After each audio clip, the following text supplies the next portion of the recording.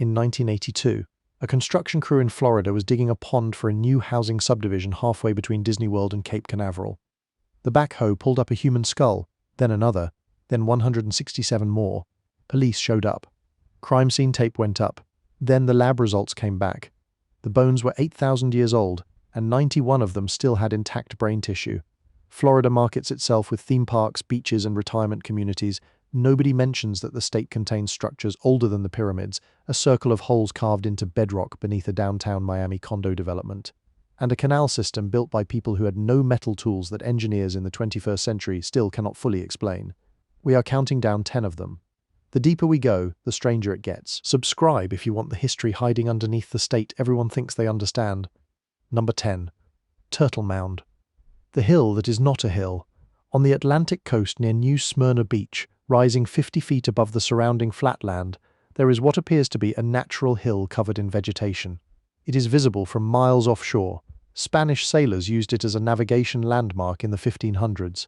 It is not a hill, it is a pile of oyster shells, roughly 35,000 cubic yards of them, stacked by hand over a period of roughly 800 years, beginning around 800 AD. Turtle Mound is the largest shell midden on the United States mainland. The Timucuan people who built it did not do so by accident. Shell middens of this scale are not trash heaps. Archaeologists increasingly believe they were deliberate constructions, elevated platforms used for ceremony, habitation, and as territorial markers visible from the ocean. The Spanish recorded seeing it in the 1500s. The Timucuan were already gone by the 1700s, wiped out by disease and colonial violence. The mound they built is still standing, taller than most buildings in the surrounding town, made entirely of shells carried by hand from the riverbank below. Most tourists drive past it on the way to the beach. The ones who stop do not realize they are standing on a structure that was already ancient when Columbus arrived. Number 9. Crystal River. The mound complex with a stone that points to something nobody can identify. On the Gulf Coast, 80 miles north of Tampa, 6 earthen mounds and 2 stone features sit on 61 acres overlooking the Crystal River. The complex was occupied continuously from roughly 500 BC to 1400 AD. Nearly 2,000 years of use. The mounds include burial mounds, temple platform mounds, and a central plaza aligned to astronomical events. Over 450 burials have been excavated from the site. The grave goods include copper ornaments, shell gorgets, and galena crystals, materials that originated hundreds and in some cases over 1,000 miles away. Somebody in Crystal River was trading with people as far north as Ohio and as far west as the Mississippi Valley around the time of Christ. But the strange part is the stele.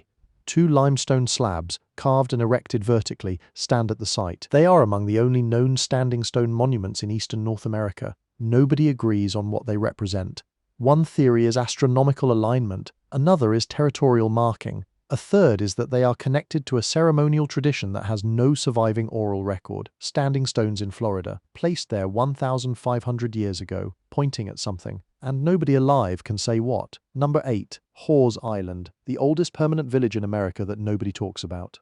Off the coast of southwest Florida, on a small mangrove island near Marco Island, archaeologists have dated shell mound construction to approximately 4,800 years before present. That makes Horr's Island one of the oldest known permanently settled communities in the entire United States. 4 mounds were documented on the island. The Shell Ring, a horseshoe-shaped ridge of oyster shells 160 meters across and up to 3 meters high, dates to between 4,800 and 4,200 years ago. For context, Stonehenge was being built during the same period. The site challenges a fundamental assumption about ancient Americans. Hunter-gatherers are supposed to be mobile. They move with the seasons, following food. The people at Horr's Island did not move. They stayed. They built shell walls around a central plaza. They buried their dead in the mounds. They lived in one place on purpose, at a time when the textbooks say nobody in North America was doing that yet. Permanent village older than the pyramids, on a mangrove island in southwest Florida, built by people who were not supposed to exist yet. The island is now private property. Most of it has been developed. The mounds that survived are some of the most important archaeological evidence in the hemisphere. They are also, for the most part, underneath somebody's backyard. Number 7. Fort Center. The carved wooden birds pulled from a pond that are older than the Roman Empire. In the interior of South Florida, near Lake Okeechobee, there is a site that produced something archaeologists were not prepared to find. In the 1960s and 1970s, excavations at Fort Center uncovered a mortuary pond, a shallow body of water where the dead had been placed on wooden platforms and surrounded by elaborately carved wooden animal figures. The carvings include birds, primarily woodpeckers and eagles, with detailed feathers, outstretched wings, and painted surfaces. They date to roughly 200 AD to 600 AD. These are among the oldest known carved wooden ceremonial objects in eastern North America. Wood does not survive. That is the rule. Wood rots, decomposes, and disappears within decades in a Florida climate. These carvings survived because the pond's anaerobic water sealed them from oxygen. The same preservation mechanism that saved the Windover bog bodies saved these birds. The site also includes earthen mounds and a large circular ditch enclosing roughly 1,200 feet in diameter. The ditch was dug by hand without metal tools through limestone and muck. The labor required to excavate that circle would have been enormous. Carved wooden birds, painted and mounted on platforms above the dead, preserved in a pond for 1,800 years in a place most Floridians have never heard of. The birds are now at the Florida Museum of Natural History in Gainesville. The pond is still there. Nobody is sure what else is at the bottom. If you are learning things about Florida that you never expected, like the video and subscribe. It is completely free, and we keep finding things hiding in plain sight that nobody else is willing to talk about. Number 6. Raleigh Island, the village that was invisible until someone sent a drone with lasers. On a small island in the Gulf Coast salt marshes of Levy County, a village lay hidden under dense vegetation for 800 years. Nobody knew it was there. The foliage was too thick to survey on foot. The island was too remote to attract attention. In 2019, archaeologists from the University of Florida flew a drone equipped with LiDAR, a laser scanning technology that can see through vegetation, over Raleigh Island. The images that came back showed 37 circular rings of oyster shell arranged in clusters across the western end of the island. Each ring enclosed a household, some clustered into cloverleaf compounds of 6 to 12 rings each. The settlement dates from roughly 900 to 1200 AD. Inside the rings, excavations found evidence of industrial-scale bead production. The residents were manufacturing shell beads from lightning whelk, a marine snail, in quantities that suggest they were supplying a trade network spanning hundreds of miles. The study, published in the Proceedings of the National Academy of Sciences, described the architecture as without parallel in the Southeastern United States. A bead factory hidden on a marsh island, surrounded by oyster shell walls 4 meters high, invisible for 800 years until a laser on a drone revealed it. The island was discovered because of the Deepwater Horizon oil spill. Researchers surveying environmental damage stumbled onto one of the most significant pre-Columbian settlements in Florida. An oil spill led to the discovery of an 800-year-old village. Florida's archaeological record operates on its own logic. Number 5. Windover, the 8,000-year-old cemetery with 91 intact human brains. In 1982, a backhoe operator named Steve Vanderjagt was digging a retention pond for a new subdivision near Titusville, Florida, halfway between Disney World and Cape Canaveral. The bucket brought up a human skull. He called the police. They assumed it was a crime scene. The medical examiner sent the bones to a lab. The results came back. The bones were between 6,990 and 8,120 years old. Subsequent excavations recovered 168 skeletons from the peat at the bottom of the pond. The anaerobic environment had preserved them in extraordinary condition. 91 of the skulls contained intact brain tissue. 8,000-year-old brains preserved in a Florida swamp halfway to Cape Canaveral. That sentence should not be possible. DNA analysis showed that the same families returned to this pond to bury their dead for over a century. The bodies were wrapped in what archaeologists believe is the oldest known woven fabric in the world. Each body was placed in a fetal position, lying on the left side, head pointing west, face to the north. Sharpened pine stakes were driven through the wrapping to hold the body submerged in the peat. The stomach contents of one woman showed her last meal was fish and berries. She died roughly 5,500 years before the pyramids were built, and her brain survived to be examined by scientists in a laboratory a few miles from the launch pad that sent rockets to the moon. The Windover site sits next to a modern subdivision. There is a small sign. Most residents of the neighborhood have no idea what is underneath the pond. Their children ride bikes past every afternoon. Number 4. The Calusa Kingdom, the civilization that built a canal system without metal tools. In southwest Florida, on and around Pine Island in Lee County, the Calusa people built something that does not fit the standard narrative of pre-Columbian North America. They built a kingdom, not a village, not a chiefdom. A kingdom with a capital city, a class system, a military, a taxation structure, and an engineered canal network, connecting settlements across dozens of miles of mangrove coast. The capital was called Mound Key, an entirely artificial island in Estero Bay, built from 2 million tons of shell and sediment deposited over roughly 2,000 years. The island rises 30 feet above the waterline. It contained temples, plazas, residential terraces, and a grand canal that allowed canoes to pass directly through the center of the settlement. The Calusa did not farm. That is the part that confuses everyone. Every other complex society in the Americas was built on agriculture. Corn, beans, squash. The Calusa built theirs on fish. Their canal system was designed to trap and manage fish populations, functioning as an aquaculture infrastructure that sustained a population of roughly 20,000 people without planting a single seed. When the Spanish arrived in the 1500s, the Calusa king met them on the water with a fleet of war canoes. He demanded tribute, he refused Christianity, he expelled the missionaries. The Calusa were not conquered by the Spanish. They were eventually destroyed by disease, slave raids, and the collapse of their population over the following 2 centuries. The shell mounds they built are still standing. Mound Key is now a state archaeological site accessible only by boat.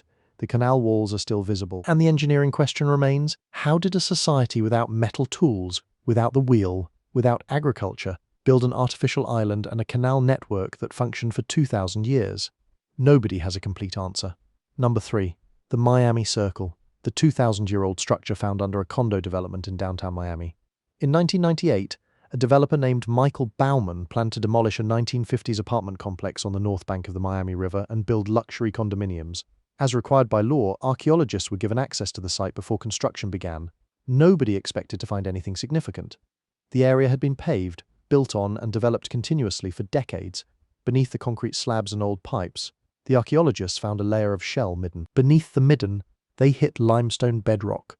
And in the bedrock, they found 24 large holes carved in a perfect circle, 38 feet in diameter. Inside the circle were hundreds of smaller holes, all rectangular, all precisely cut into solid rock. The Miami Circle, as it became known, was immediately controversial. The holes are consistent with post holes for a large circular structure, likely a council house or ceremonial building of the Tequesta people, dated to approximately 2,000 years ago.